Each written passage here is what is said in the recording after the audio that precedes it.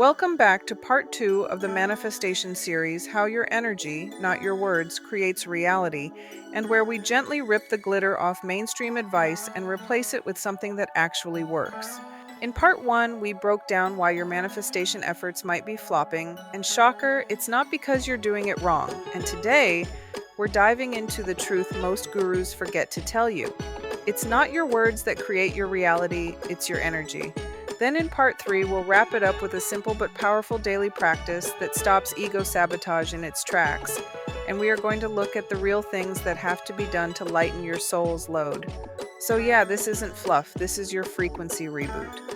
But let me introduce myself. I'm Liz, your cosmic rookie way shower. I know I don't look real, but I'm a real person who loves sharing this stuff.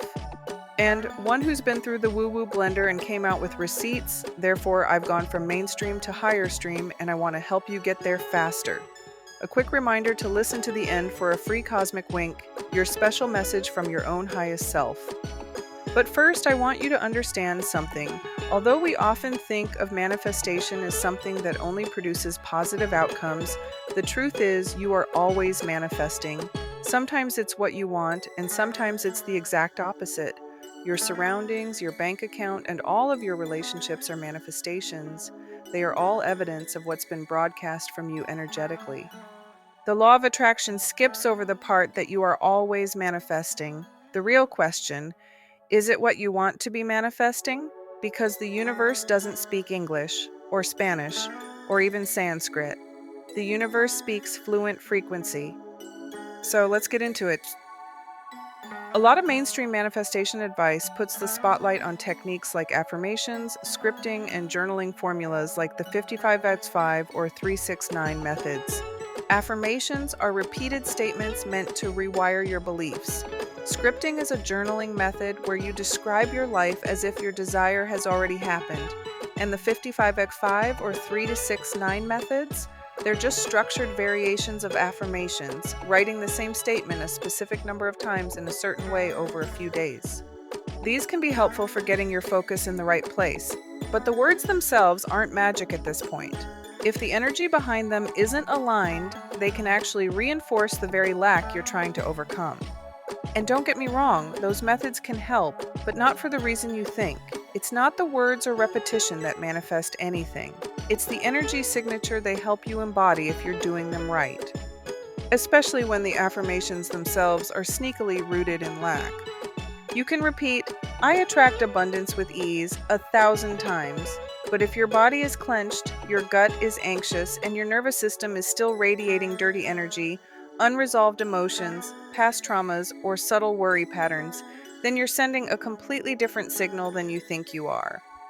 Your higher self is always listening, and your frequency is always broadcasting. That's why your energy signature is the real secret sauce to manifestation, not your vision board or affirmation journal. The universe isn't getting the message you think you're sending. Because here's the thing. I attract abundance implies you don't already have it. I'm always improving suggests you're not good enough yet. Even I accept myself unconditionally can carry the hidden energy of not feeling accepted in the first place. The universe doesn't hear your words first, it hears your frequency. And when your energy contradicts your affirmations, guess what it listens to? That's why the most powerful I am statements are the ones that feel grounded in the body, not future focused, not filled with conditions, just clear and present. I am abundant. I am radiant. I am love. These aren't just feel-good phrases, they're frequency-setting declarations. You might not fully believe them yet, but that's okay. Their power comes from what they bypass, the overthinking ego. They speak directly to the deeper part of you that already knows, the part that's ready to remember who you really are. Because the universe speaks frequency, and your energy, your vibration, is your broadcast signal. Here's a quick metaphor. Imagine trying to tune your radio to a blues station, but you've got the dial stuck on death metal. No matter how many blues lyrics you sing out loud, you're still blasting the wrong station. That's how it works with your energy. So, yeah, saying, I attract abundance with ease, while your nervous system is screaming, I don't feel safe, is like using the law of attraction to build a mansion on a cracked foundation. It looks good, but it doesn't hold. This used to be me. I had the mantras, the vision boards, the Pinterest perfect journaling rituals, but underneath, I was operating from fear and lack and self doubt. I wasn't saying it, but energetically, I was screaming it. A few years back, I was journaling a 369 method. It's pretty intense, and I was dedicated and consistent in the task. I was determined to do my affirmations using that method, and I think it was for 30 days or something. So, yeah, very time consuming. One night, I remember I checked my bank account, panicked, actually spiraled, and started calculating how long I could survive on protein shakes and rice. Okay, that's an exaggeration, but inside, I was definitely operating under a low vibration energy signature. And that was amplified to the universe, and I created a reality to match the energy, not the words I was saying and writing.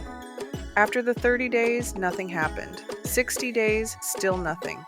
My bank account was no different, and I felt worse than before I began. I knew something was missing in the theory because this was not the first time I had a failed manifestation experiment. I didn't need better affirmations. I needed to become the version of me who already felt safe, someone who already felt abundant, who already trusted, who knew that it was already working, even if I couldn't see it. And this shift, it didn't come from doing more, it came from being more present. I stopped performing, I stopped trying to convince the universe with pretty words. Instead, I asked myself, what energy am I embodying right now? Because your dominant energy is the request. And if you're energetically living in worry, anxiety, control, guess what keeps showing up? Delays, blocks, proof that you're not safe. But when you shift into trust, even if only for a moment, things start to change. That doesn't mean you need to be high vibe all the time. It means you start catching yourself when you're spiraling and you choose differently. Start with this question: what version of me would already feel safe, loved, provided for? Who is she? What does she believe? Then practice being her, even for 5 minutes a day. This is where the doing comes in, not from hustling harder, but from practicing the vibration of the version of you who already knows it's done. Remember, your energy creates your reality, and the fastest way to change what shows up around you is to shift what's radiating from you. Okay, listen up. We're doing our cosmic wink. Take a look at the timestamp right now. That number? It's your personal angel number. Your highest self just gave you a message.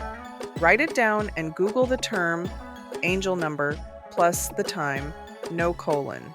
You might be shocked by what shows up. But before we get back to how your energy creates reality, I want to share something that helped me tune into my own energy. I got this free moon reading the other day, and it genuinely surprised me. It's based on your moon sign and the exact phase the moon was in when you were born, which reveals a ton about your emotional nature, intuition, and how you move through the world. Mine was weirdly spot on. Like, how do you know I emotionally cocoon when I'm overwhelmed? Kind of accurate. It gave me insight into my natural talents and the best times to take action. Totally free, takes 15 seconds to start, and no, it's not magazine fluff. Links in the description. All right, my friend, if this landed, hit like, drop a comment, and subscribe so you don't miss what's next. In part 3, we're wrapping this series with something powerful, a daily practice to stop ego sabotage and align with your highest self. This is where things get practical and personal. I'll see you in part 3.